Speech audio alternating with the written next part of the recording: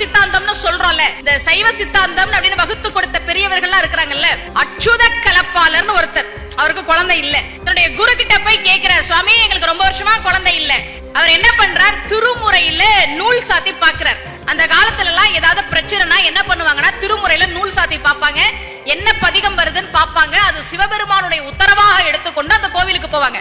அப்படி அச்சுத கலப்பாளருக்கு அவருடைய குரு நூல் சாத்தி பார்த்தப்ப வந்த கோவில் பதிகம் அப்படின்றது திருவெண்காடு ஸ்வேதாரண்யேஸ்வரர் கோயிலுடைய பதிகம். பேயடையா பிரிவெய்தும், ரொம்ப அருமையான பதிகம். ஐயுற வேண்டா ஒன்றும், சந்தேகமே வேணாம், அங்க வர சொல்லு அப்படின்னு அந்த பதிகத்துல இருக்கு.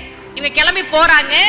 அங்க இருக்கக்கூடிய தீர்த்தங்களில் நீராடி சிவபெருமானை வழிபாடு செய்து அவர்களுக்கு பிறந்த குழந்தைதான் சிவஞான போதம் எழுதிய மெய்கண்டார்.